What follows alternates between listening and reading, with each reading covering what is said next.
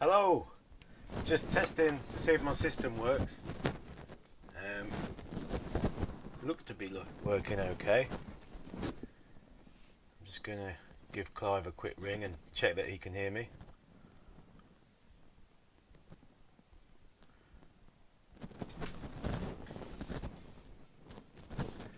If anyone's looking and they could just put a comment just to say they can hear me okay. Alright, Clive. Yes. Can you see me alright? I'm just on there now. Alright, hang on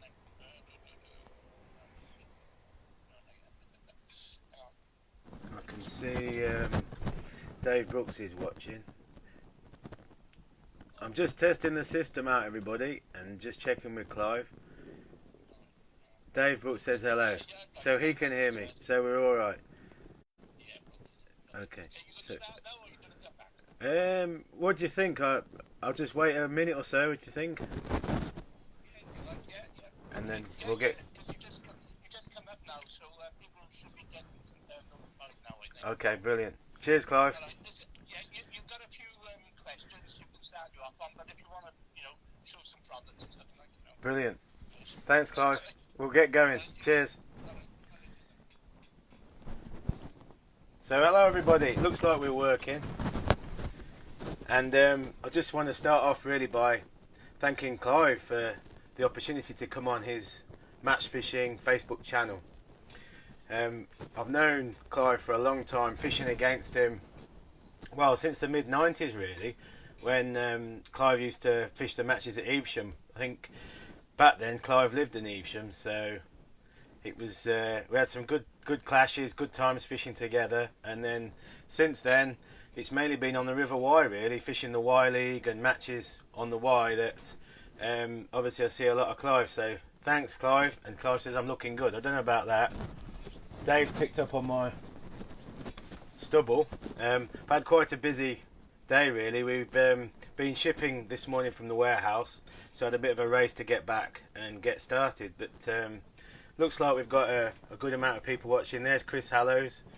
Alright Chris, glad we sorted your pole section out. And Steve Sadler, another fantastic angler and a guy that we see a lot on the Wye. So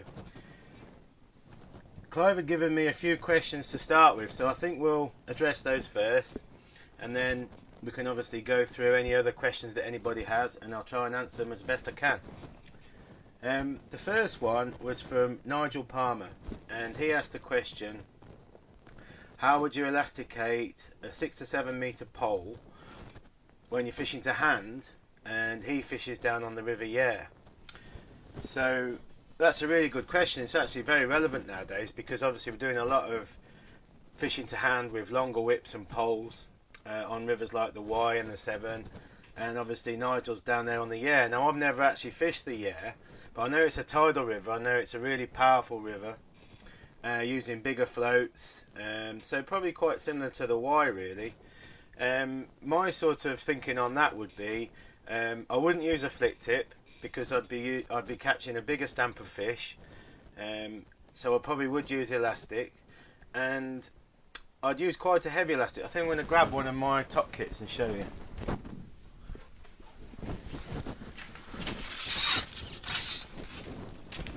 So these are top kits from our 9 metre whip, which is the CP200. And what I tend to do when I'm fishing to hand like this with bigger floats, targeting bigger fish, is I'll remove the tip section completely. So I'll remove the flick tip section and then just push straight on to the number 2 section. Don't know if you can see that. And pretty much all my elastics for fishing to hand, I either use a white hydro like that one, or I'll use a black hydro. So obviously the situation that we're talking about, you're looking to catch fish quickly, you're in and out and lifting pretty decent fish. So you need that little bit of shock absorption, obviously if you do hook a better fish and on the initial strike, but then you need to be able to lift it out efficiently. So that heavier elastic definitely helps do that. And I only tend to elasticate through the very tip. So it's only really I don't know, 60 centimetres, 80 centimetres of that hydroelastic through. So Nigel, I hope that answers your question. I sort of favour these Dacron type connectors at the top rather than a Stomfo, and it's a great way of fishing, isn't it? Fishing to hand like that, catching big fish. Also, same goes for when you're fishing in Ireland and Denmark and places like that. And if I was fishing lighter hook lengths, smaller hooks, then I'd use a flick tip, and I'll do that, but I think really on the year I'd definitely be using elastic. So I hope that answers that first question. So let's move on. This was a good question, I thought, from Carlston Angling. He asked about bait limits. Bit like in the World Champs, do you think we should have bait limits on matches? He sort of referenced sponsored anglers, and I guess kind of maybe thinking that the sponsored anglers have an advantage. Well, I think in most matches I don't think you need a bait limit, simply because you're not going to use loads of bait. You know, the bait you need isn't a lot. I'm talking natural venues as opposed to commercials. So if I'm thinking about most of my matches, I'm not using tons of ground bait and tons of maggots or casters, so I don't think it really applies to those. Where it could apply is matches like where you're fishing on the Y, and in those situations you can take a phenomenal amount of bait.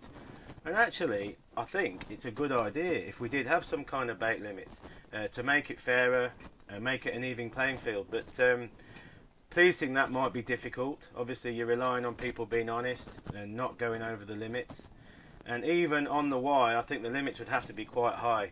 You know, the last 2 years the fishing's been phenomenal, and I've never used so much ground bait in a match really, and maggots and casters. So I still think you'd need to be talking about, I don't know, enough ground bait to fill the biggest sort of census ground bait bucket as an idea, and you're talking a sort of 6 pints of hemp, a gallon of maggots. So I think it probably would be a good idea in those situations. I don't know what everybody else thinks, but perhaps if people put some comments on, we can come back to that point. But it's a nice point to raise, just to try and make a even playing field in those situations. Okay, so the next question was Steve William. He's asked about a red letter day. So you know that's what fishing's like, isn't it? You get ups and downs in fishing. You have fantastic days, and then you have some not so good days as well, obviously often down to the draw, or maybe not quite getting it right on the day. I think I'm going to split that question into two, so I'm going to take one which is a pleasure fishing day and one that's a match fishing day. I think on the pleasure fishing, one of the highlights for me in an absolutely amazing red letter day was fishing at Edgbaston Reservoir. Last year we did a video for our YouTube channel, and we didn't know much about the venue. We've all fished it a lot in the past. It's a fantastic venue in the past, and we asked around. Nobody really knew anything about what was being caught, and we gave it a go, and it was absolutely awesome. So check out that video, bream fishing at Edgbaston. I had to have 2 keep nets, and what was amazing was the size of the bream and the fact that they just kept coming. Bream, we never actually weighed them individually or as a net, but it was certainly well over 100 pounds, and the bream were definitely up to 6 pounds. So for a natural sort of local venue, that was an absolutely fantastic red letter day.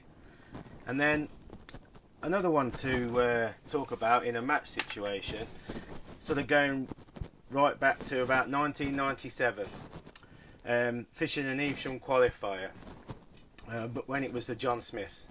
I'd never actually qualified for the final. Obviously, with Evesham being a local venue, it's a venue that I love to fish, and I've fished for a long time.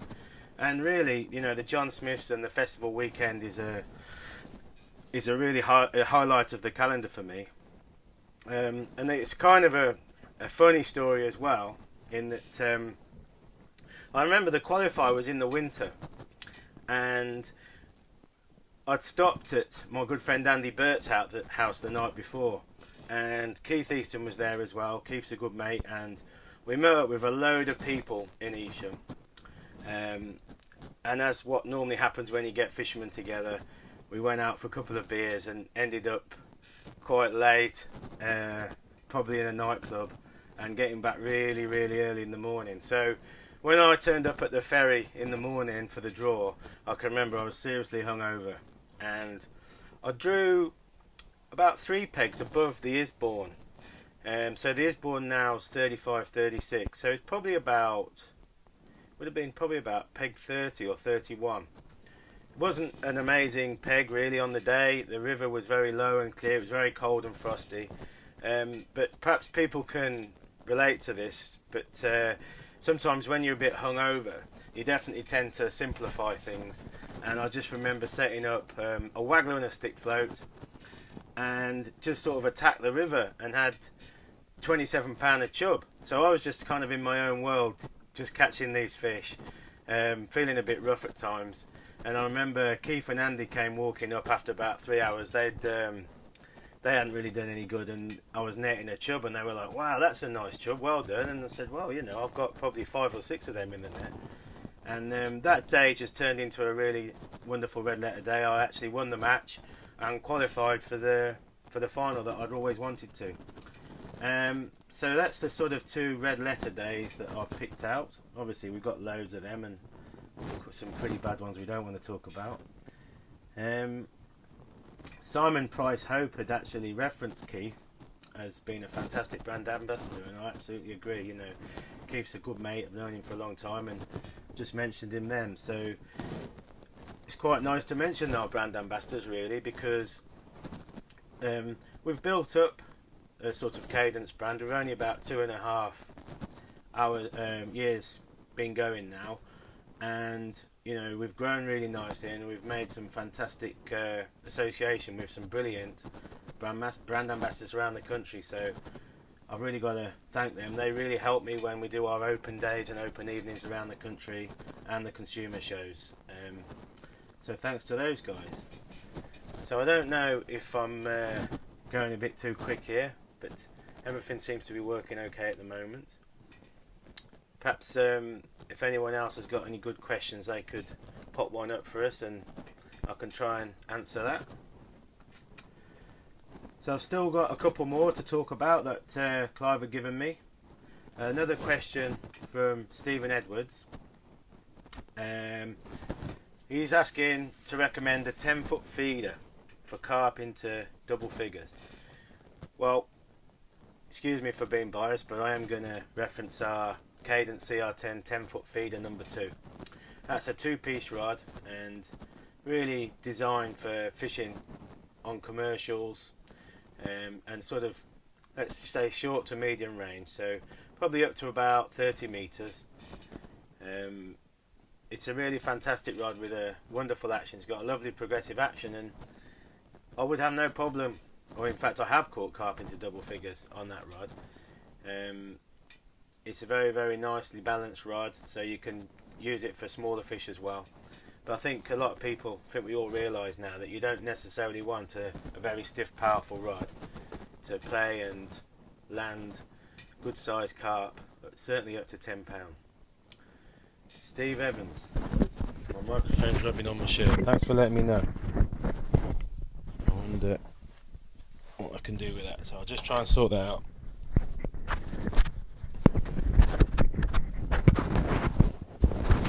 Let's try it like that, Steve. Hopefully that's better. Okay, so I think I answered the question about the 10-foot feeder. Definitely have a look at the CR10. We've got 20% deal on at the moment on all our CR10 rods. Andrew Skelton, when will your landing nets and keep nets be back in stock? Well, the good news is they're on the way, and I'm expecting them to be in stock in about 2 weeks' time. So you'll be able to see all that when we get them in. We'll do a nice promotion like we did last time with a buy one get one free. So watch the Cadence Facebook page for that. Okay. How's the microphone now? Mark, it's better. Brilliant. Thanks, guys. And sorry about that. Nice one. So, Steve Quilliam, he's asked me another question. So let's go for that while I can see that one. How far in advance do you think about what tactics to employ and prepare for in a match? Wow. I think nowadays, one thing to mention with my sort of thinking and approach to my match fishing is I'm being far more selective on the venues. Rather than perhaps chasing around and fishing loads of different venues, I've tried to sort of plan a match calendar now. Obviously for me a lot of the priorities revolve around team fishing, so I've got the team commitments and I'll make a plan on that, and then other festivals that I like to fish, and obviously Riverfest. So those are my priorities, and I do think about them in advance. We've all had a lot of time at the moment to think about it, so hopefully we will be out fishing again soon, and a lot of the matches will go ahead this season. But it's a really good point, and I think it's fair to say that match fishing now, it's become so sort of, I don't know, specialised, and a lot of people only fish certain types of venues. So really to just turn up and fish against them is a big ask. And I think that's where it's important to have a plan and also try to fish the same venues consistently. So for example on Riverfest, I'll try and book the same matches every year, because every time you go you learn something, and that'll help with your preparation for the next match. You've obviously got to think about conditions as well.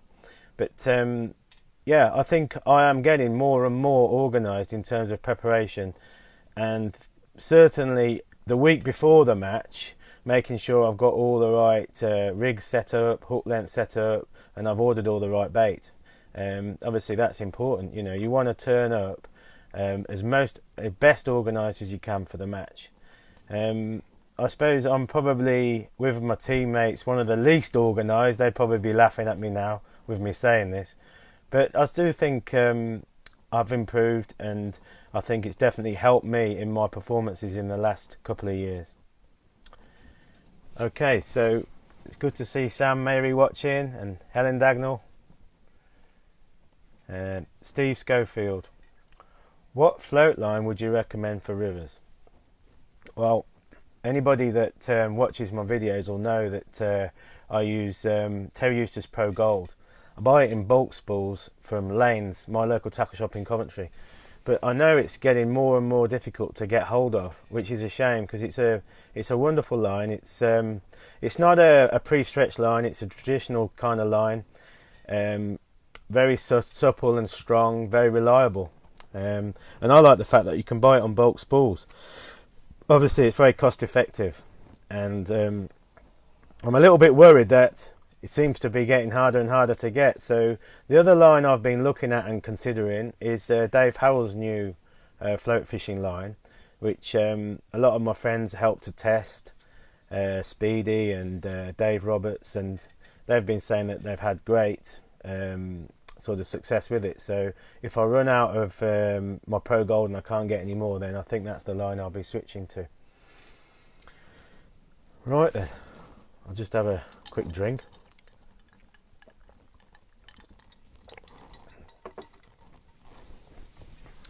So I'll just move on to another question from Stephen Roberts. Hi James, pole feeder fishing. Have you ever used a quiver tip section of a top kit? I've just made one for something.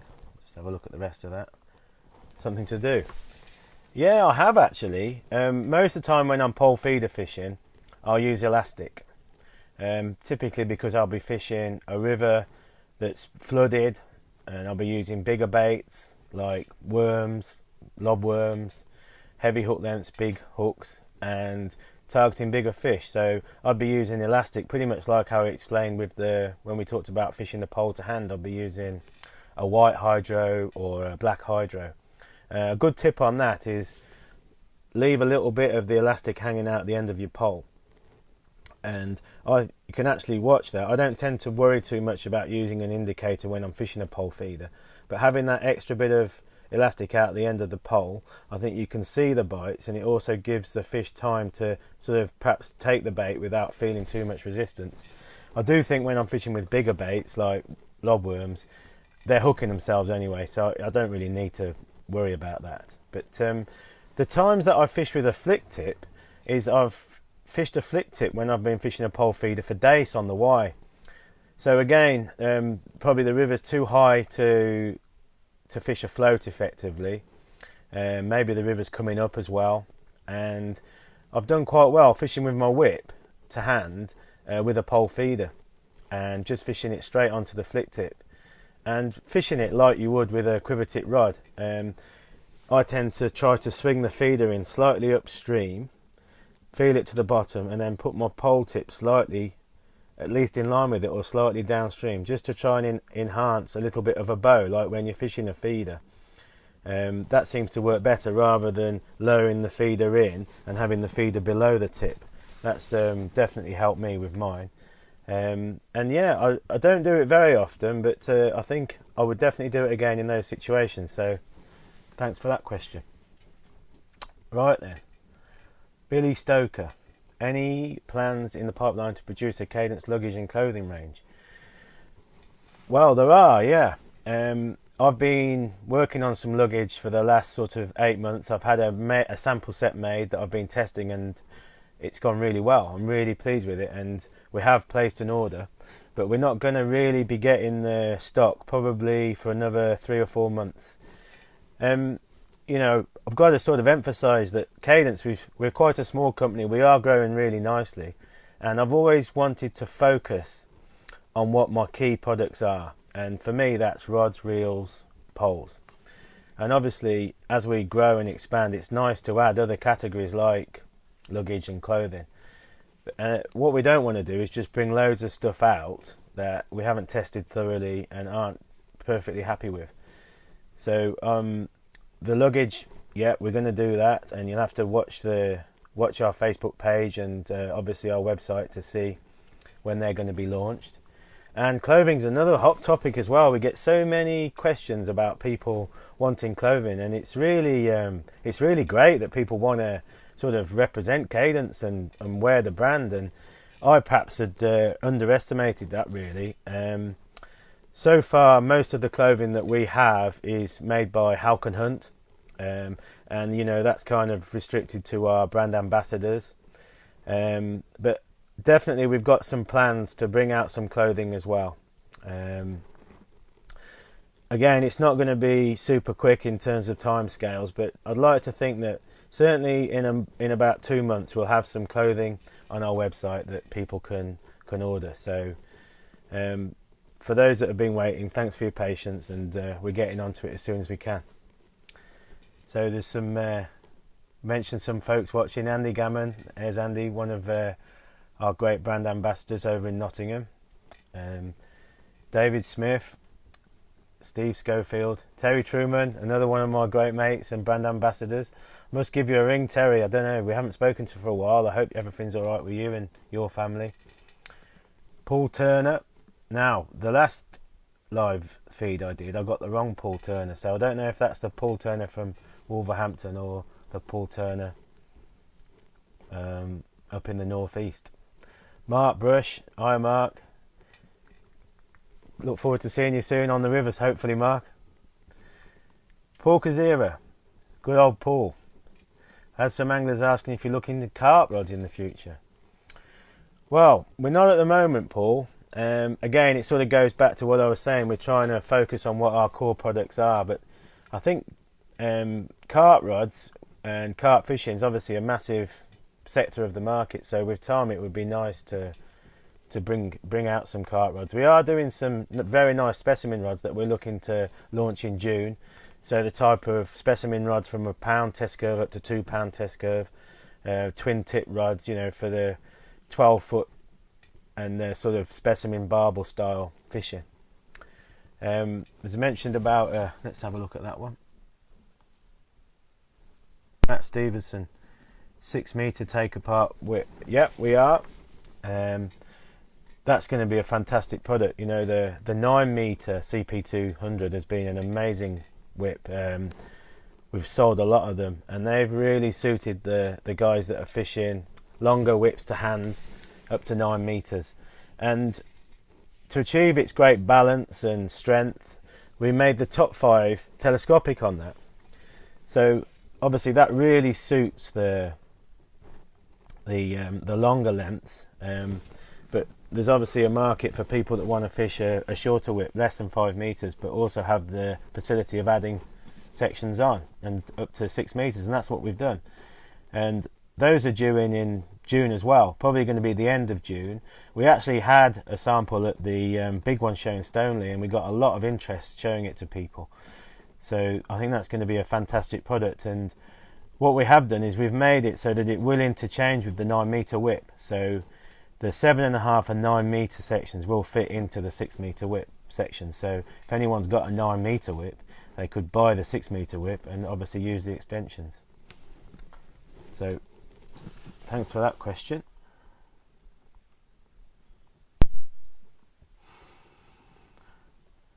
Right, good question from Gary Hampshire, and this is the questions that I'm getting asked so many times at the moment. You know, we've had a phenomenal couple of months, and we've actually sold out of all the CS10 reels, the 3000, 4000 and 5000s. So I've been pushing with the factory hard, and I was hoping to get some more stock in this month, but it rather looks like it's going to slip back into June. So all I can really do there is keep everybody updated and let you know when they're available. Really, we're overwhelmed with the response that we've had with our recent promotion, the buy one get one free. We did that because obviously with the lockdown we haven't been able to do a lot of our open days and the consumer shows we had planned, and yeah, sales have just gone through the roof on those. So we're doing our very best to get them back, and we'll just keep everybody updated. Okie doke. So have a quick look at the questions.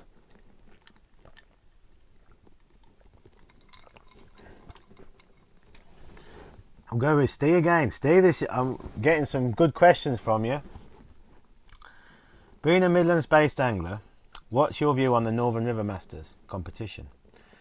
Do you think it will have support from lads outside the North? Are you planning on taking part in any of the qualifiers?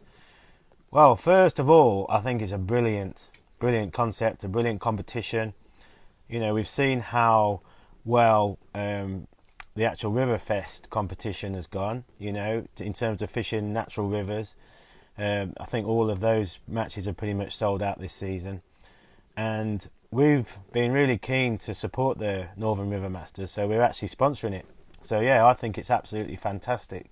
I think it's also great to have some matches, you know, away from the Midlands. Obviously a lot of the river circuit is in the sort of Midlands area and sort of going up into Yorkshire and over into Wales, but to have some fantastic competitions up in the north is absolutely fantastic, really exciting, and I think they're going to be great.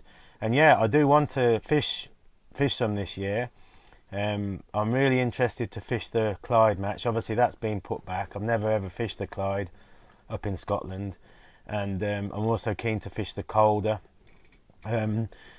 Some of the matches have clashed with other matches, so this year I'm not going to be fishing all of them, but I'm definitely going to fish as many as I can, and I really look forward to it, so I think that's going to be brilliant.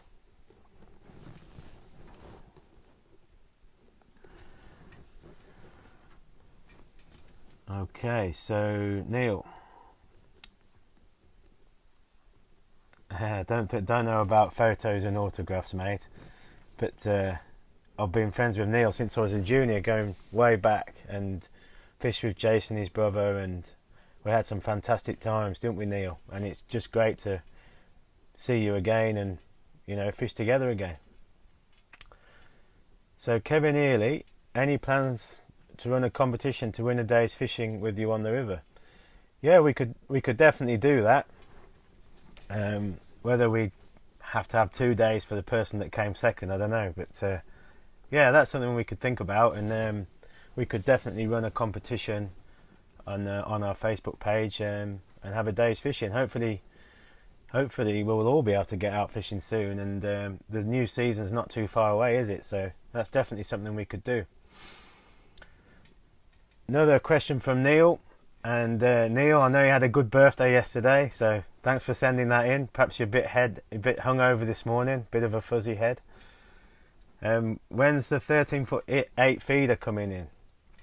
Yeah, well, that's been an amazing rod. You know, we've really struggled to keep that into stock, and it's a good example really of how we actually developed and sort of came out with something different. The 13'8" feeder, it's a number 4, so it's very powerful, absolutely fantastic for fishing on flooded rivers like the Wye, fishing with the heaviest feeders, and it doesn't have a quiver tip. We sort of made it with a hollow carbon tip that's built into the blank. Obviously I don't think there's any need for a flick tip when you're fishing with massive heavy feeders like that. And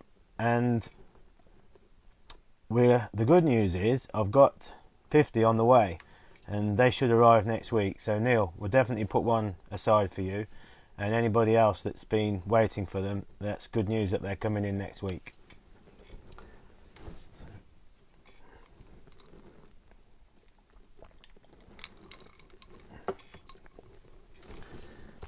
So let's have a look. We'll just wait and see if we get any more questions come up. I thought I'd add in a question that I had on my Facebook page a couple of days ago, which was a question from Mick Clapperton, and he was saying he doesn't have a lot of experience fishing stick floats on rivers, and he asked the question. I think he'd seen in a video we were using a 12 number 4 stick float, and I'd said that I was using number 8s as shots, nothing bigger than number 8.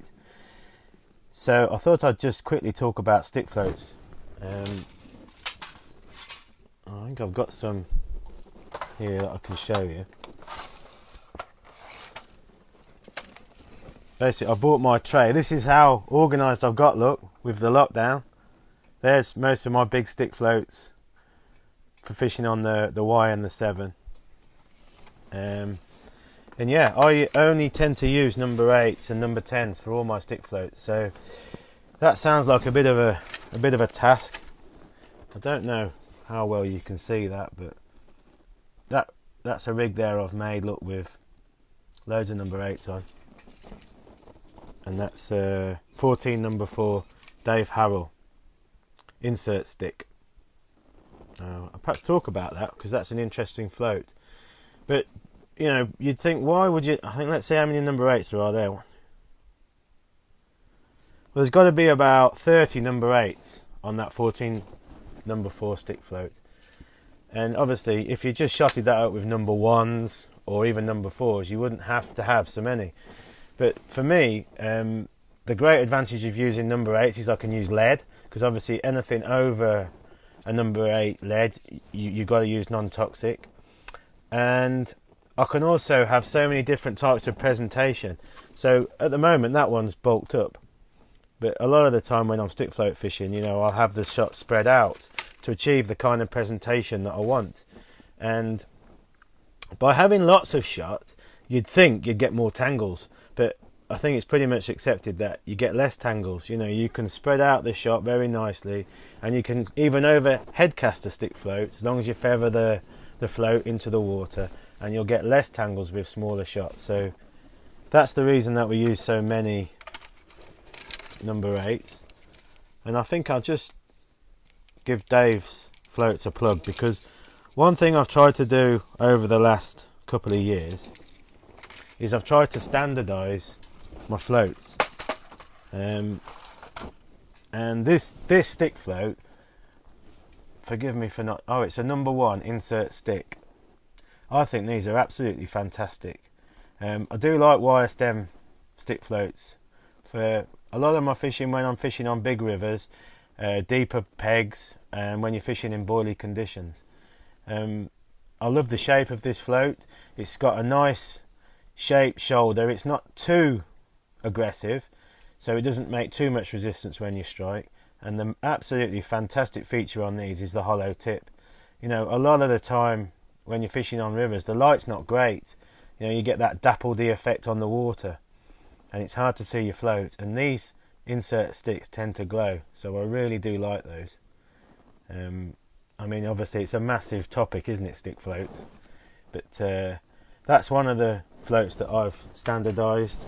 The other type, if I'm fishing with bigger baits, and probably fishing at longer range, I like to use the same style of float with a wire stem but with a dome top.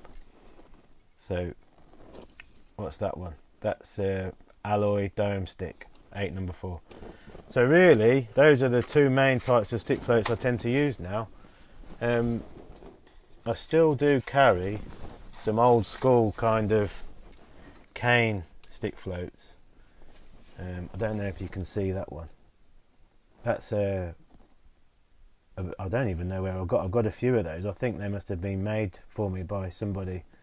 That's 4 number 8, and I think these are perhaps a little bit of a lost art now. The pole's come in, hasn't it? And a lot of the time I think you can fish the pole where you would have fished a stick float, but there's still times, perhaps when you're fishing on rivers like the Warwickshire Avon, you know, the river's low and clear, and you can fish with a lovely little delicate stick float like that and probably get bites, particularly when you're fishing for big roach, that you might not get fishing with a more positive stick float.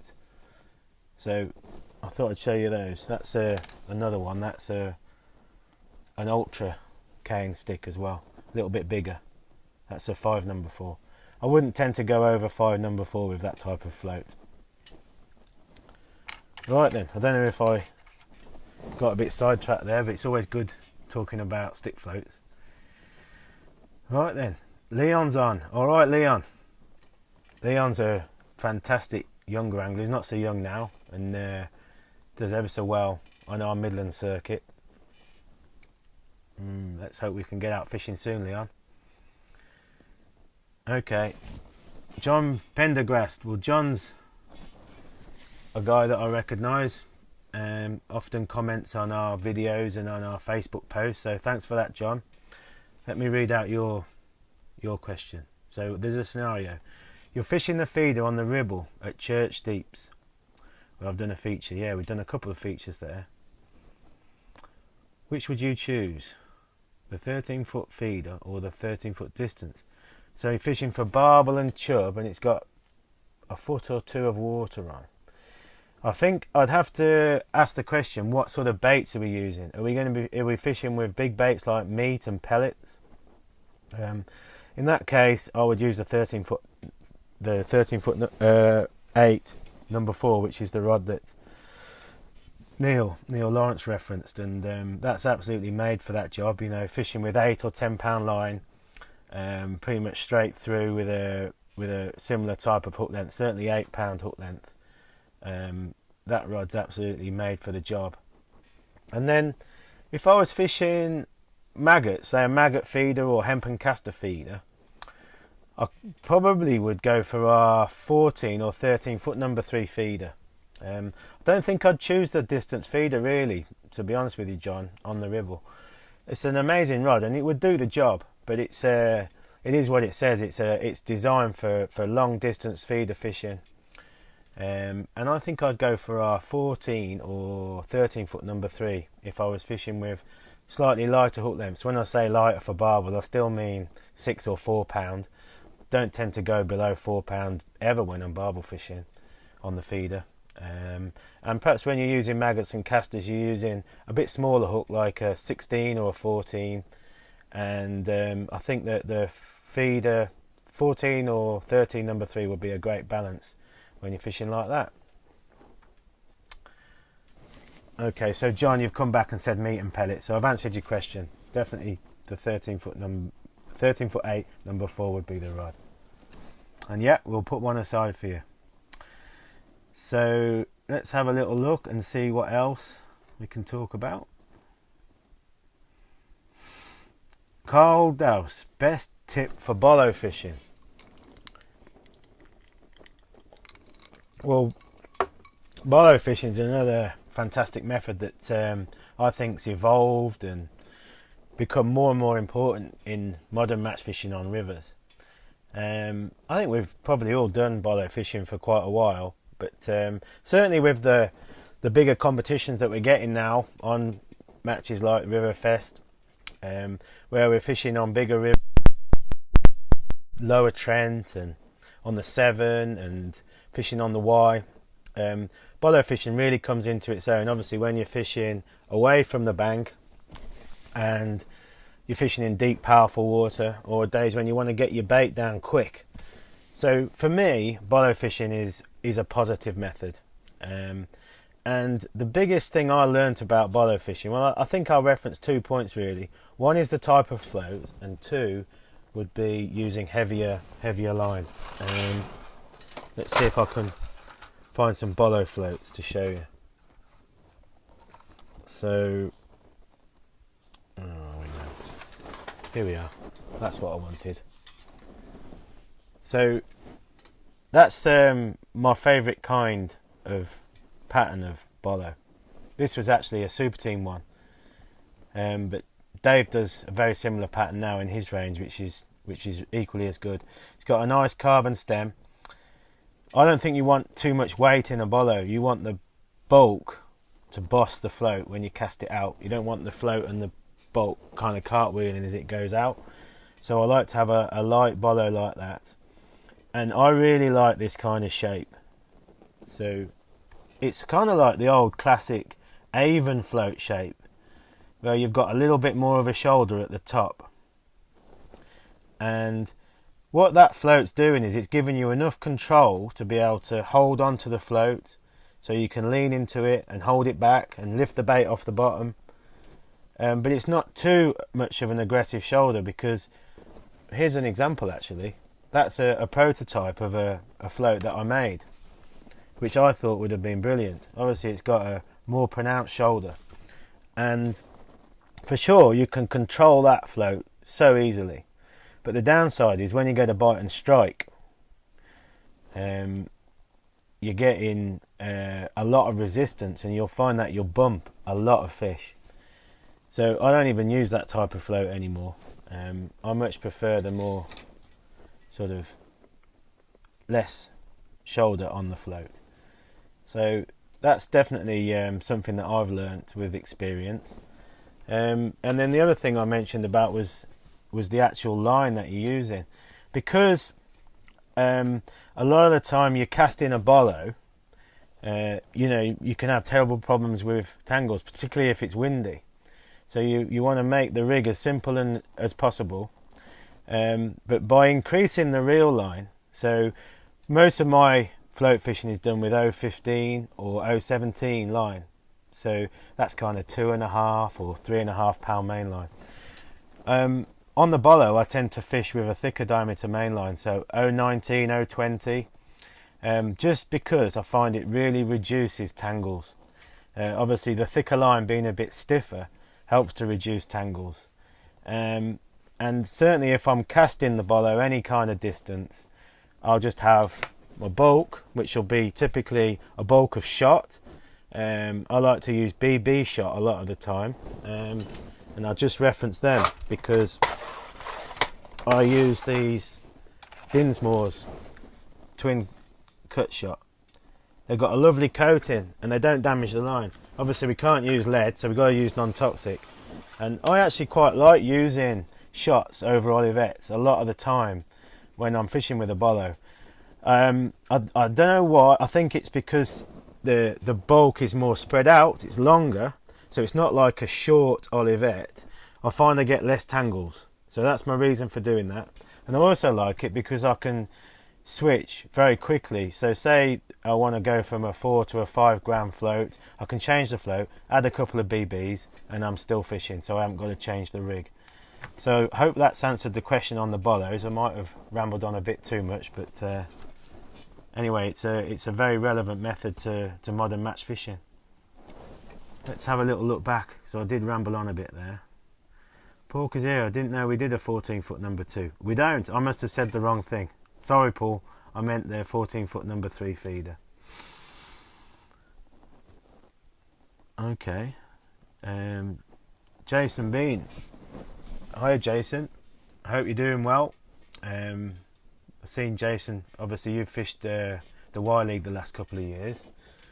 When you're hooking lob worms for roach on the Y, what size hook, and do you hair rig it at all? Well, that's a great question, and people might be surprised to sort of hear lob worms for roach, but obviously the Y has got a fantastic head of big roach. You know, when we fish at Belmont, we're getting specimen sized roach within our match catches, and lob worms, particularly when the river's up like it was all of last season on the Winter League. Lob worms are a fantastic bait. Obviously, the great thing with them is you can catch anything on lob worm. You know, catch a barbel, catch chub, catch big roach, catch big perch. So, very key bait for fishing on the Y. Hook size, I tend to use a 6 or an 8 Gamakatsu hook, and I don't know if I've got the actual packets. I don't think I have. I think they're in the van. But it's a blue hook, very, very sharp. And what I'll do after this live feed is I'll comment and I'll put a picture of the hooks that I use. In my mind, you don't want the hook to be too heavy in gauge when you're fishing with a lob worm, if you're targeting fish like roach. You know, you want to have a compromise. He wants to be obviously strong enough if you did hook a bonus fish like a chub or a barbel, but I think you'll hook many more fish with a thinner, very sharp hook like the Gamakatsu hook I'm on about. I haven't actually hair rigged my lob worms on the river at all. I've experimented hair rigging worms for bream on the feeder, but I've never actually done that when I'm fishing with lob worm. I like to obviously might not fish a whole lob worm when I'm fishing for roach. I might cut a lob worm in half and just either put the tail or the head on. That's interesting actually. Some days one can be better than the other. Maybe that's just psychological, I don't know. But I like to thread the hook on and thread it through and down the bait as far as I can. So you know, if that's the section of lob worm there, you know, the hook's coming out here. So you're sort of maximising the chance of if the fish takes from the bottom or the top, however it takes the worm, hopefully you're gonna hook the fish. So hope that's answered that question, Jason.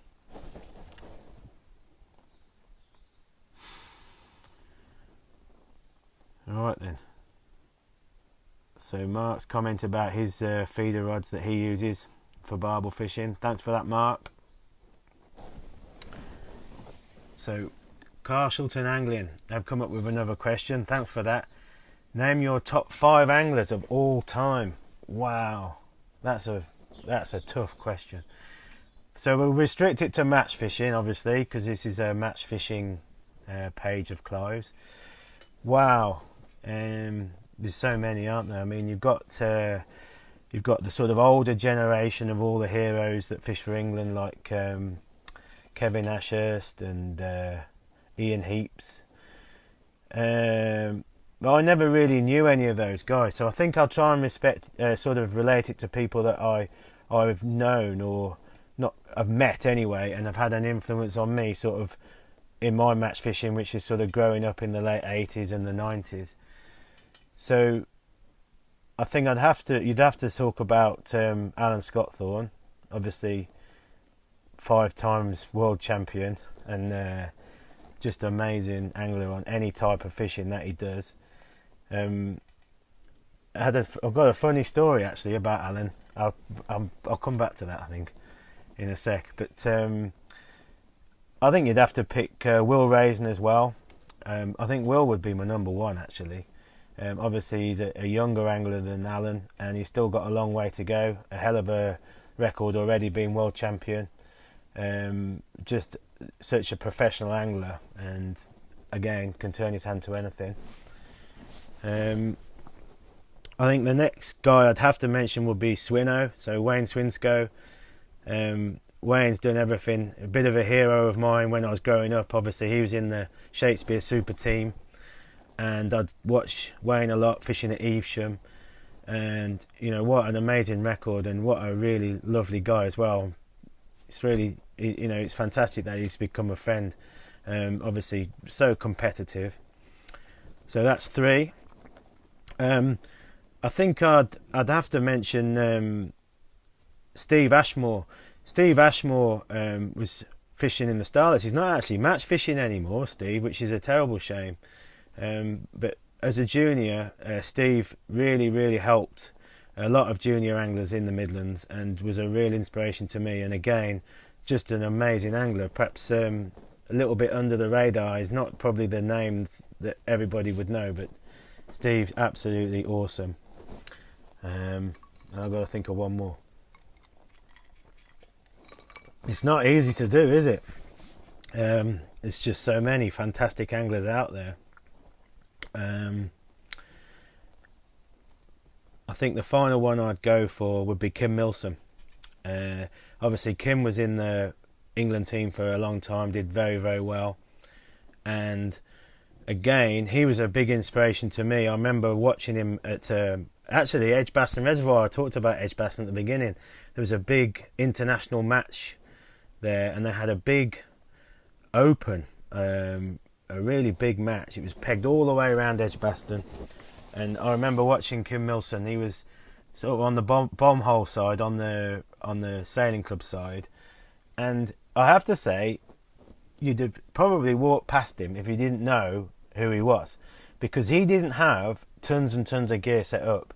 You know, there was other England internationals. I don't think he was an England international at the time. He was fishing for the Shakespeare Super team, and he just had his plastic Shakespeare seat box, and he'd sunk it into the water like we used to do before we had platforms, and he just had a pole and a whip, and he had anglers around him that had, you know, all sorts of gear, 5-6 poles set up, and basically he just absolutely battered them. He just fished a short whip, and I don't know what he had. He had a good double figures of roach, and it was just the most amazing thing to watch. So I actually, Kim was a great help as well, and what a fantastic angler. And he's not match fishing either, so that's a big shame. So that's the sort of top 5 that I would pick, but you could probably pick 50, couldn't you? That would be certainly up there. So I think I'll mention the story about Alan then. When I used to fish for Shimano Portway, which was sort of in the late 90s, we had a fantastic team, and we were sponsored by Shimano. And Shimano arranged, it was actually through, I forget who organised it, but anyway, they arranged for Alan to come down to the River Avon at Evesham, and we had a day with him. So we had the whole squad with Alan Scottthorne, and the whole aim of it was to improve our bloodworm fishing, because that was when bloodworms started to come into the Evesham Festival. So obviously we qualified as a team, and we wanted to improve our bloodworm fishing. And for me personally, up until then, most of my bloodworm fishing had been just fishing on canals, and you know, I was pretty good at it, but I mean, if I'm honest with you, totally out of my depth when it came to fishing bloodworm on a river. And Alan came, and it was just an unforgettable day. I remember he fished somewhere in the 30s at Twyford, and obviously Twyford's a lost venue to us, which is a big shame and another subject really, but we used to fish Twyford Farm a lot, which is upstream of Evesham. It was a nondescript peg, not a famous peg, and really we all just sat and watched him, and he explained everything. And what we learnt in that session would have taken 10 or 20 years to learn of just doing it on your own, I'm sure. And then you probably wouldn't even have got it all anyway. Highlights were the ground bait that he was using. He was using a very sticky ground bait, because he was sort of, you can get lots of small fish, you know, lots of little bleak and roach that can cause problems when you're bloodworm fishing. He was using a very sticky mix that was going to break down very slowly. And the other thing that was surprising was how positive his rigs were in terms of the shotting patterns. You know, I think we were all fishing with too small a shots, you know, fine lines, small hooks, and he just used it was a Colmick Jolly float with an Olivet, and I think he had 3 number 10 droppers. That was it. And most of the time he was fishing with a double bulk, so he was pulling the number 8s down to make 3 number 8s, and he was just unbelievable. Just everything he did was just a revelation. But what they did then was Alan sort of fished for 3 hours, emptied the river with loads of roach, perch. He even had a tench, constantly whilst talking to us, explaining what he was doing. And then he said, right, you guys go and set up, and I'll come along and I'll give you a hand. You know, we'll see what we can do. And I think it was Dave Holland's our captain. He told us all where to go, and I went and fished. I ended up on the downstream end peg of the section that we were fishing, and I was setting up and, you know, kind of eagerly awaiting Alan. And then Alan came along, and he pretty much told me it as it was, as you'd expect with a Yorkshireman, and certainly with Alan. Basically, he just ripped everything apart. You know, he started off with my box. Your box is shite. Thanks, Alan. Yeah, my box is what I've got. Your pole's shite. And then he just went through everything. The problem was, we'd watched and learnt from him, but obviously we hadn't had time to go and set our own rigs up. But fair play to Alan, he took the time. He went and got a float. We made up the right rig, got the right hooks, got everything right. And it was just a fantastic day. But I got quite a lot of... I can remember Andy Burt was on the peg next to me, and I could just hear him laughing when Alan was ripping into me. Anyway, so I think in answer to your question, the number one would be Alan Scotthorne. Excuse me. Right then, keep some questions coming. Okay. So John Price, hiya John. Something you've already probably covered, but regarding Bolo stick floats that you already have on winders, what is your preferred method of attachment on your main line? Also, how much of your rig line would you leave above the float, if any? That's a good question, John. The way I've evolved it is I tie my... actually, I'll get one here and I'll try and show you. So obviously I've made a stick float rig up here. Okay, so the float there is quite near the top of the rig. And what I'll do is I'll obviously tailor my rig to the depth that I think the river's going to be where I'm fishing.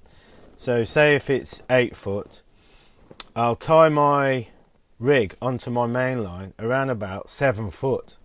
So my thinking is I want the float to be above the knot. The knot I use is I just simply use a full blood knot. So I'll tie my main line onto the rig line with a full blood knot, then I'll pull the float over the knot. So I'm fishing with the float above the knot. And my thinking there is, you know, a lot of the times when we're fishing on rivers like the Wye, you can be fishing on a really snaggy peg. And if you hook a snag and pull for a break, and the main line snaps, and the knot's above your float, you're going to lose your float, and that can be a disaster, because the float can be in your peg just where you want to be fishing, so you've got to try and get the float out. But obviously if the knot is below the float, 99 times out of 100 the knot's going to break and you're going to get your float back. So that's my thinking on attaching my stick floats and bolos. With the bolos, because I mentioned I use a heavier main line, sometimes the actual rig might be 019 or 020, but my reel line's 017, because I want to benefit from the nicer, thinner main line in terms of being able to control the float and cast further. But I've got the stiffer rig line to prevent tangles. And again, that emphasises the fact that if I'm pulling for a break, it's going to break at that knot and I'm going to get the float back. So that's the way I do it. I don't know if other people agree, but that's my thinking. So thanks for that question, John. Darren Massey. Darren, ask us a question, mate. But keep it clean. Bit of something merry going on about with my hair. Yeah, my hair's definitely out of control. Obviously with the lockdown, it's desperate need of a cut.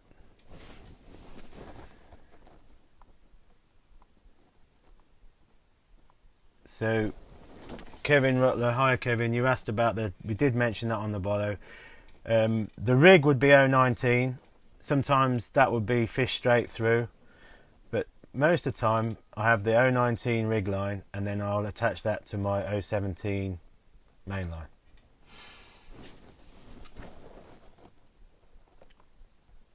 So how are we doing? Clive, how are we doing? Have you got any other questions? Am I boring everybody to death? Has anybody got any other good questions you want to ask me? Chris Wilson.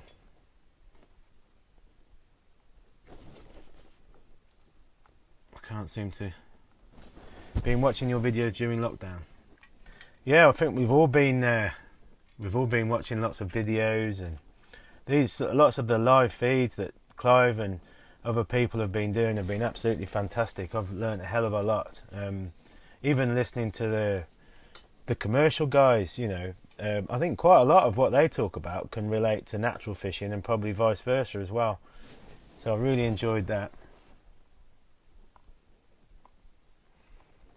Neil Chapman has said Steve Ashmore, yeah, he agrees, and Dave Hinton, yeah, they were both guys from the senior starlets that really helped us when we were growing up and fishing in the juniors. Definitely, yeah. Dave was a great guy.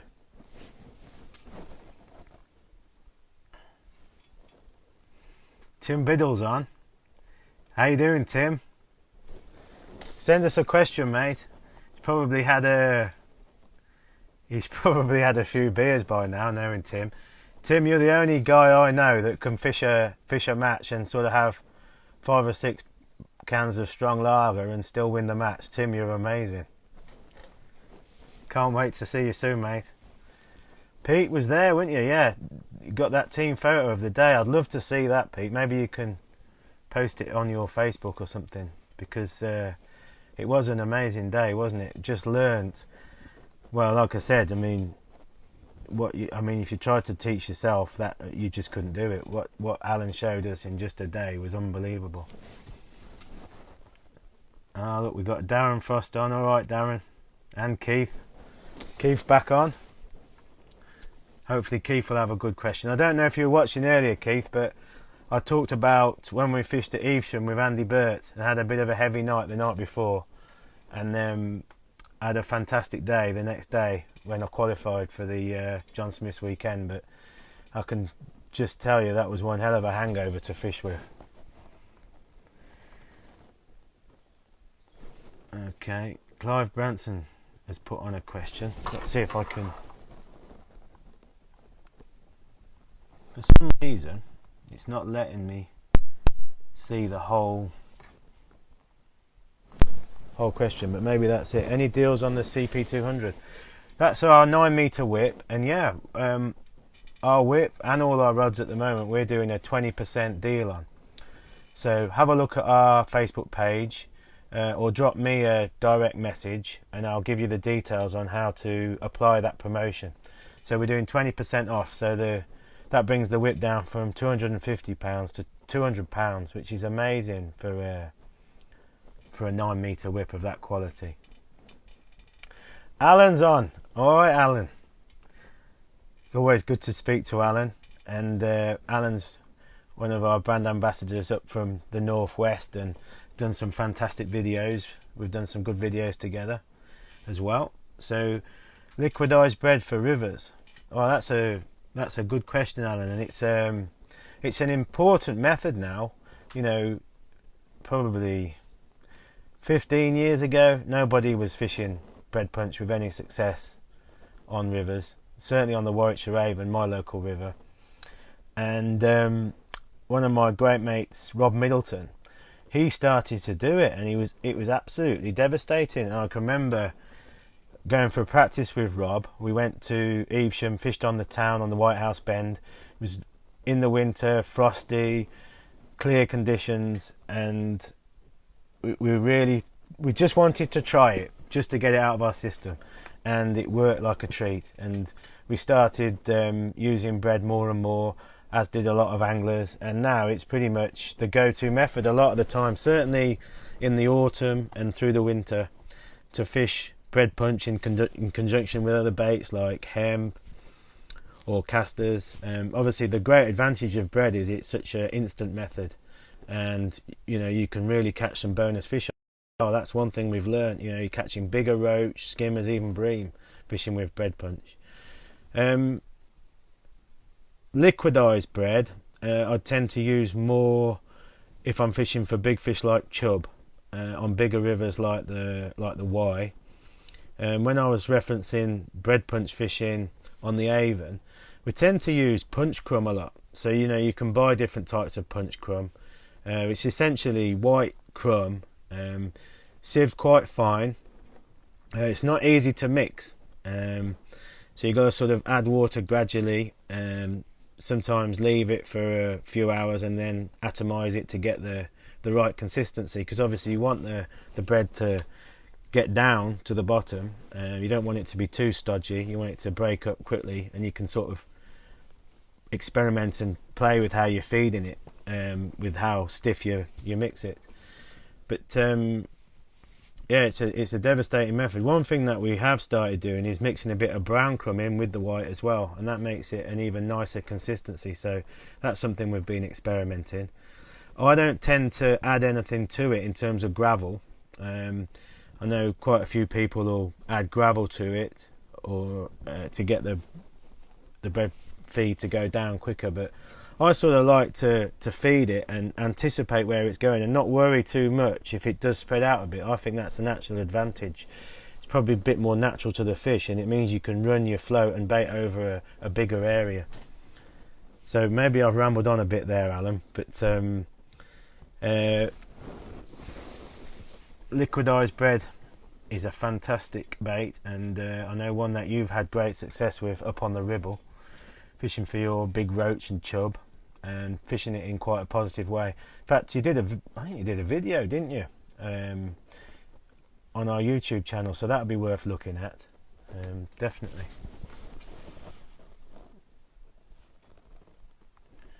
Ian Glennon, yeah, he's talking about the 6 metre whip. I did mention it earlier. That's going to be available late June, so keep an eye on our Facebook and on the website, and we'll obviously inform everybody as soon as those are in stock. But they are in manufacture and will be on the way soon. Paul Jackson, do you use telescopic Bolo rods? Personally, no. I sort of prefer to use longer match rods, 18 foot, 20 foot, rather than the telescopic style. I guess there is a place for using them. Some of my teammates, like Spud Murphy, uses Bolo rods, telescopic Bolo rods, to devastating effect, and so does Clive. I mean, Clive Branson would be a great guy to talk about that, with all his experience of fishing, at the international level. I've just found that over here, our weather, with it being wet, I know you can get Bolo rods now with more guides, telescopic Bolos with sliding guides to help. The problem is, you can get the line sticking on the blank, and they're quite cumbersome. I just feel, for me, I can pretty much do everything I want with a 18 foot match rod.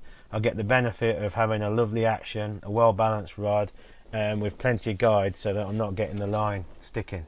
But that's my opinion, and I know there are a lot of great anglers that use telescopic Bolo rods as well. Okay, so Matt Hodgetts. Hi James, when fishing worms, what type do you prefer and why, and how many do you feed? Wow, that's a good question, and a big question as well. I suppose the main type of worms that I'd use would be Dendrobina worms if I'm chopping them up. For bream fishing, roach fishing, Dendrobinas are fantastic. Obviously they're readily available, they're very hardy, and you can use quite big quantities. I don't ever use more than 1 kilo in a match.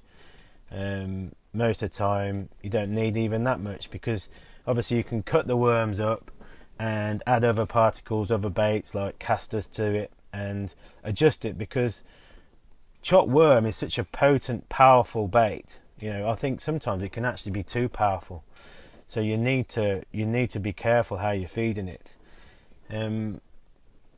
The best worms in my mind for hook bait are red worms, so I use red worms a lot in conjunction with feeding Dendrobinas. Obviously red worms are a lot softer. You can get different size red worms, and they just seem more appealing to the fish. on a really hard day, I think you could chop redworms up. Obviously you need to collect them yourself pretty much, and you need to catch a lot to chop them up, or collect a lot rather to chop them up. But definitely chopping redworms can be an advantage on a tough day. And then the other main worm obviously is lob worms, and we talked about lob worms, didn't we, earlier on in reference to the Y and big roach. And lob worms are just an amazing bait, you know, not just on rivers but obviously on canals and lakes as well. And again, if I'm fishing lob worm on the hook, I want to be chopping lob worms as well. So when I'm chopping lob worms, I mean, on the Y I might take 50 lob worms with me. I wouldn't expect to use them all, but on a brilliant day you would. You know, when you're chopping up a lot of worms to attract the fish and hold them in your peg. So I think hopefully that's answered your question. So a mixture of different worms, dendrobenas, redworms and lob worms for different situations. So John Birchall's watching. Alright John, hope it's all going well at Packington, and I know you guys have been working really hard getting Packington looking absolutely fantastic for when we can get back fishing. So I look forward to seeing you when we can get back there. Keith. Aha, Keith's got a good question. What's the most expensive piece of kit Monty has eaten or broken? Well, he is a bit of a destroyer. Ian Chapman calls him a buffoon. I mean, he's a Labrador. You know what Labradors are like. I'll give you two examples, Keith, alright, which I think you'll like. The first one's not the most expensive one, but it was two of my best hemp rigs that I'd set up. It was on a festival at Burton. I'd got my platform and everything, my box in place in the river, got my pole out, and I just got my two beautiful hemp rigs with probably a load of styles on, you know, lovingly prepared, put them on my box. Went to do something. I think I was actually talking to Speedy. Speedy must have been on the next peg, and I looked round and Monty had taken both of them, run off and ate them, but I couldn't get them back, and that was the end of the rigs, and Monty thought it was hilarious. And the most expensive piece, well, is my pole. He's only done it once, but he's run through my 8 and 9 metre section on my pole, and obviously that was mega expensive. The pole didn't stand a chance. Monty's what's he weighs about 8 stone, and I'd got my pole on my pole roller. He was one side of the pole, and then he saw someone he wanted to talk to, and instead of going under the pole, which he could have done, he just bulldozed straight through it and smashed my pole. So thanks for reminding me about that, Keith. Helen. Alright, Helen. Good to hear from Helen Dagnall. Helen's a new brand ambassador for Cadence, and absolutely fantastic. Thanks for all your help, Helen, with everything that you've been doing with helping me organise a couple of open days, open evenings up in your area, and let's hope we can get out soon. Bear, what's your bleak setup for the Y? Okay. Just give us a sec. I'll just go and see if I can find a rig to show you.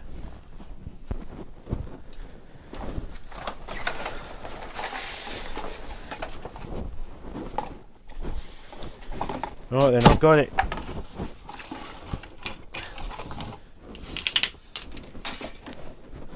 So what I tend to do, bleak fishing on the Y has become a really key method again. You know, for a few years there weren't so many bleak, and we would tend to just fish for bleak when the river was up. But the last couple of years, you know, the number of bleak has definitely become a very viable method on a lot of pegs, and maybe not for the whole 5 hours a match, but certainly in spells.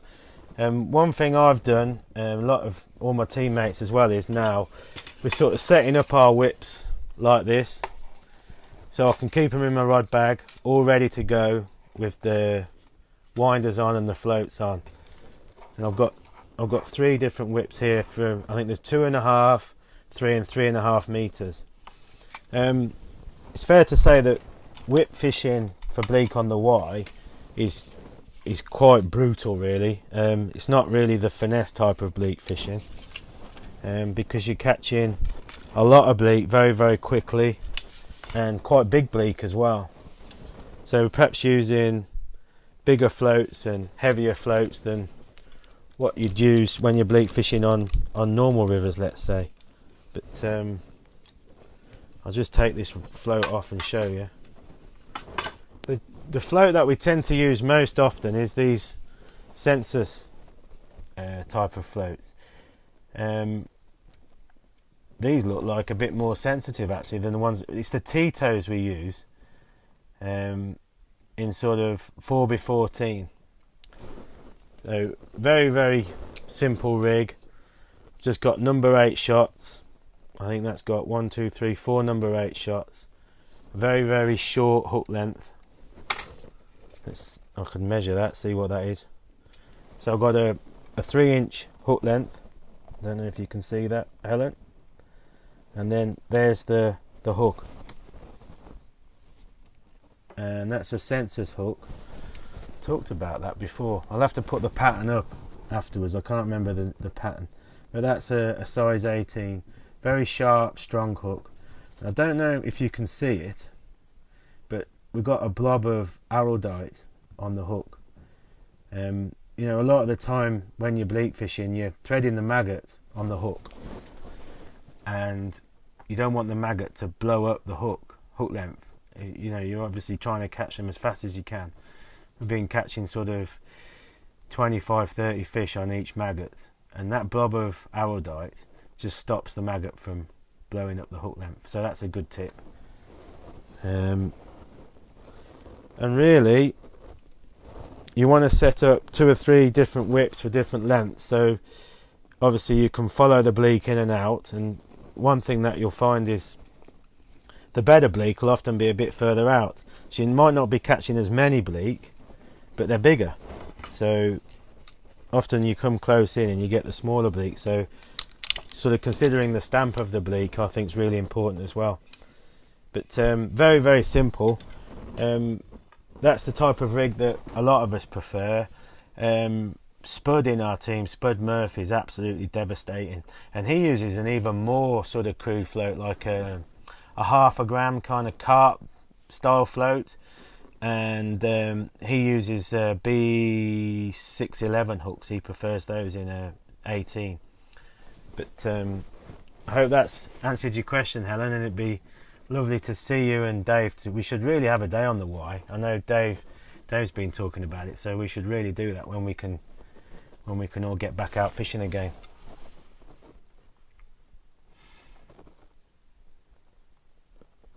So how are we doing? I don't know how long I've been going for. Over an hour now, so I don't know how much longer we want to keep going for, Clive. Maybe you could send us a message, and have you got any other questions you want me to answer before we sort of finish the session? Right.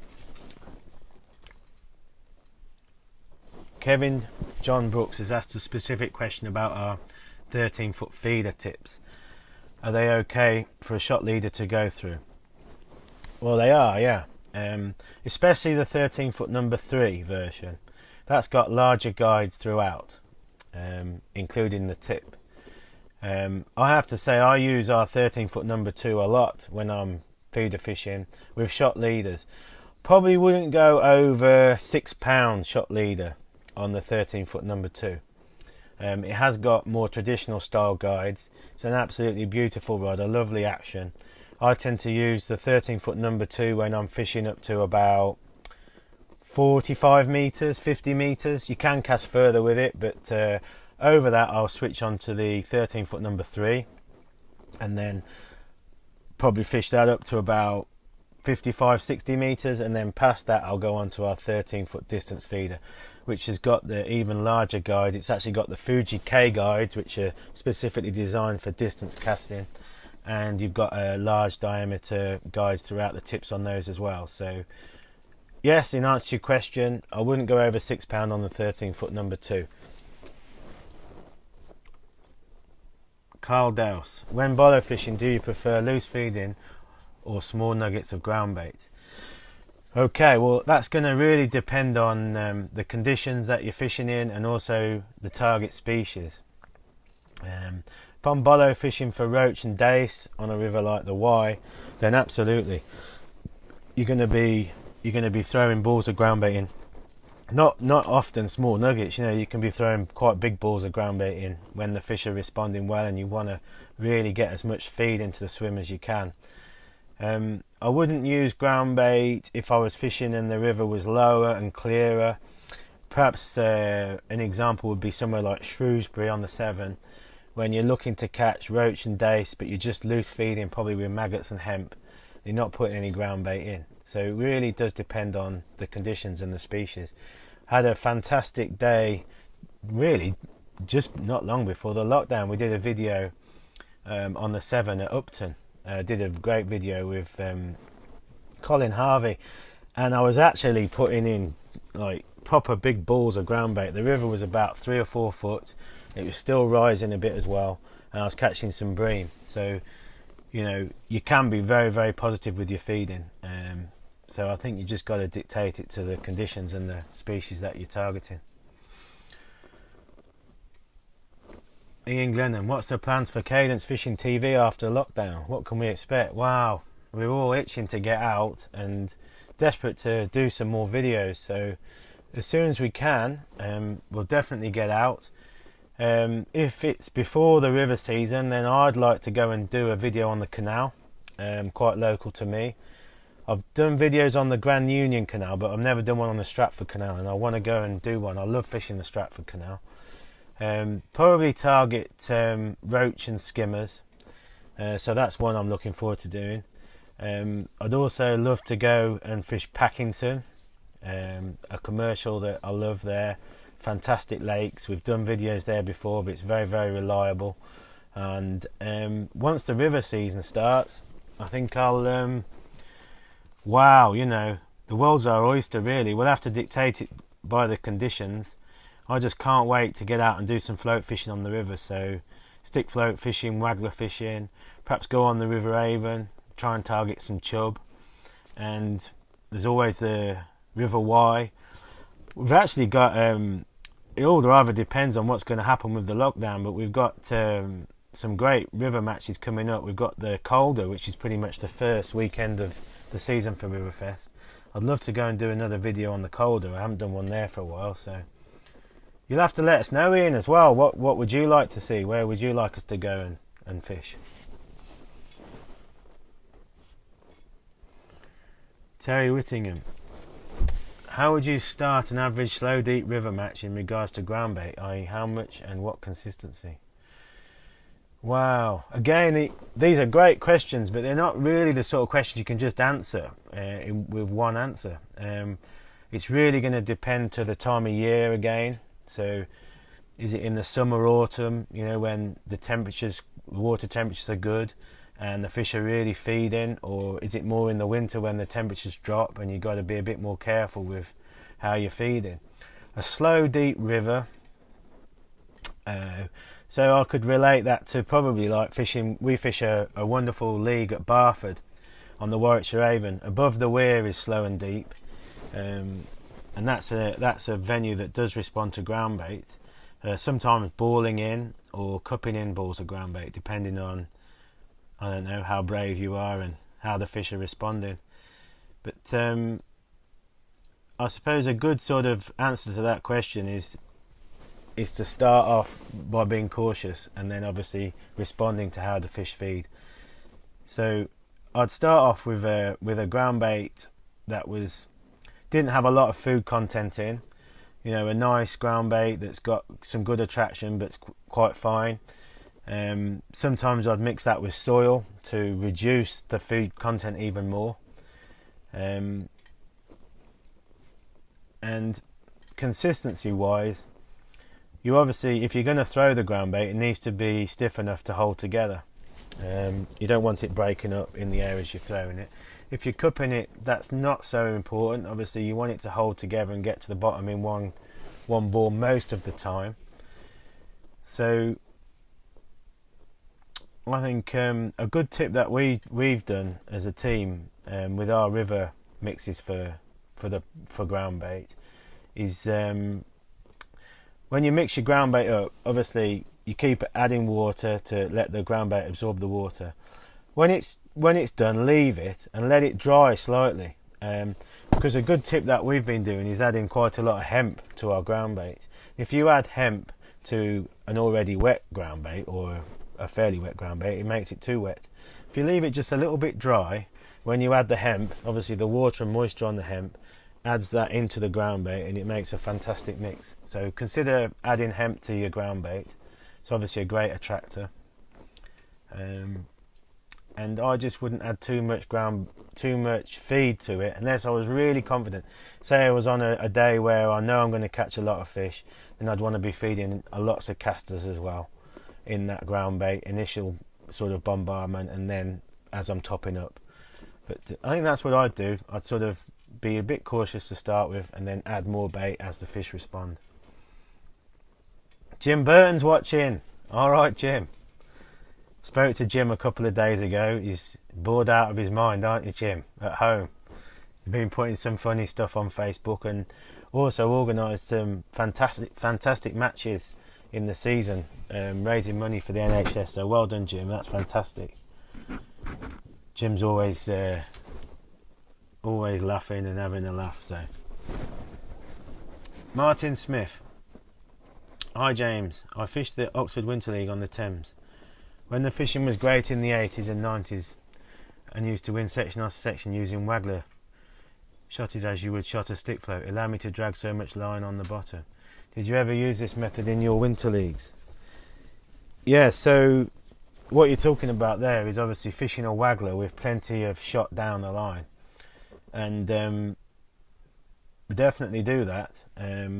Certainly in the winter when the river's carrying a bit of pace and you're targeting bigger fish like chub and bigger roach, you want to get your bait down. Your bait can be intercepted by smaller fish sometimes if you're fishing with a more traditional sort of on the drop kind of waggler rig, and it's a great way of catching chub as well, particularly if you've got a fish a fair way out. Obviously the waggler comes into its own, but by having a lot of shot down and dragging line on the bottom means you can present the bait really well, and it's fantastic for fishing for fish like chub as you obviously did on the Thames. So yeah, it's a really good method. Same for fishing on the Wye now in the winter. We're using quite big wagglers, sort of 6AA wagglers with plenty of shot down the line, so you can control the flow and you can get your bait down to the better fish. So yep, that's definitely a great tip there, Martin.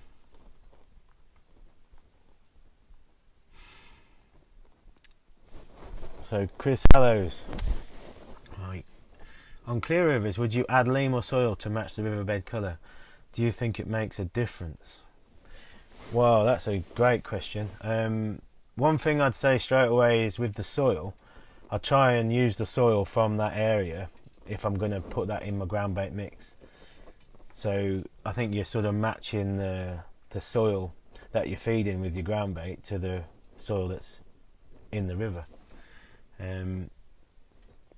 Leam, I'd add leam to the ground bait if I wanted to make a cloud, not really to add any weight to the ground bait. Obviously leam does reduce the feed content of the ground bait, so a lot of the time we'll add leam when we're fishing with bloodworm, or if you want to reduce the feed content and create a bit of a cloud in the water when you're putting the bait in. On a hard day that can obviously attract fish into your swim, get fish feeding. Can be a bit of a pain if you've got small fish in your peg. So going back to what I talked about with Alan Scottthorne showing us his mix for fishing at Evesham, he didn't put any leam in at all. He was putting about 50% soil and 50% sticky ground bait to really hold it together and keep the balls on, releasing the bait very, very slowly. That was something that we learnt, which was amazing, how sticky the ground bait was. In fact, he showed us. I remember when he sort of mixed his ground bait up, he got a separate bucket of water and made a ball of ground bait and put it in the bucket of water, and after 3 hours of watching him, he tipped the water out and the ball of ground bait was still there in the bucket. Obviously in the river you've got the movement of the water that would have helped to break it down, but it just emphasised to us how heavy the ground bait was and how sticky it was. In that case he was fishing with bloodworm. I think the colour is a massive thing, isn't it, with ground bait? You know, a lot of the time when the rivers are clear, you want a ground bait that blends into the bottom, so the fish aren't going to mind going over the top of it and feeding. You know, obviously if you've got a lighter colour ground bait, the fish can be a bit wary of it because they don't want to move over it because they're kind of susceptible to predators. I think that's the sort of natural response of the fish. But it does go the other way as well, and what I like to do if I'm fishing for big fish like bream is actually use a lighter ground bait, and that's something I learned from fishing in Holland. You know, so it can go the other way and actually attract big fish as well. So for the most part, Chris, for our fishing on the Avon, I think you're going to be using a dark colour ground bait when the river's clear, and also trying to match the same soil to the river that you're fishing. I think that's a good tip. Jim Brock is watching. Alright, Jim. Hope we can get out fishing soon. I bet you would have been going to Ireland, wouldn't you? But that's all been cancelled, so that's such a shame. Colin Bennett, would you ever fish a river carrying extra water with a flat float using a rod and line as opposed to a pole? We did it years ago. I've never done it. No, I don't. Of course you could do it. For the most part I'd be fishing a flat float with a pole, and I'd be within pole range. I know that who's the name of the people that do the flat floats? Can't think. Got Claruso, got one there. I think they do a kind of flat float that is designed for fishing on a rod and line. Well, I've never done it, and probably could be something to think about, Colin. Maybe even fishing on the Y. You know, you could be fishing on a long rod past your pole line, but a fair way out into the river, and you could really fish with a positive rig and hold it in position over your feed. So yeah, it could be an idea. Perhaps we should give it a go again. Alfie Hand's watching. Alright, Alf. Alf's a bit of a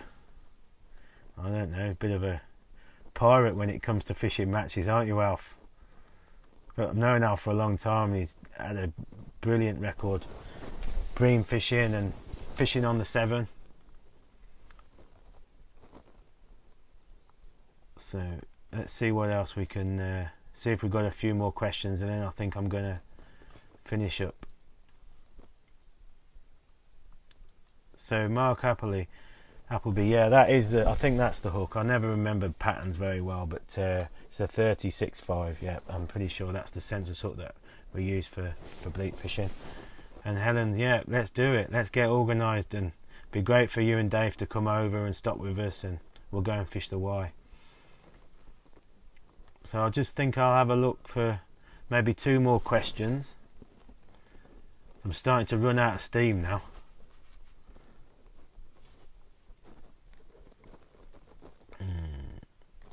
Reference my Ian. Yeah, thanks for that.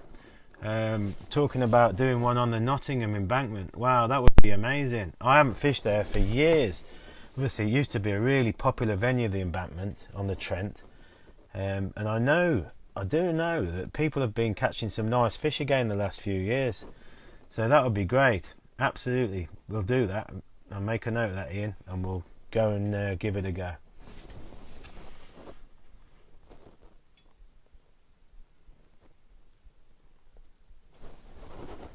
So what do we reckon? Maybe one more question, if we can get one more question, and then I'm gonna sign off.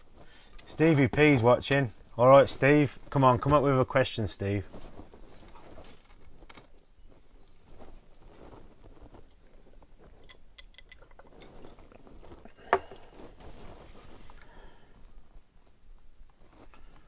Let's have a scroll back and see if I've missed any.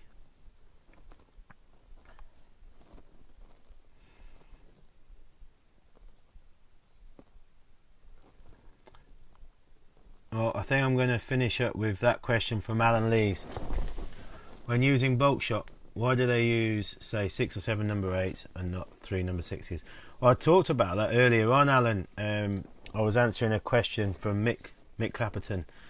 He was asking me how many number 8s would it take to shot a 12 number 4 stick float, and I explained that by using, obviously, number 8s, you can use lead.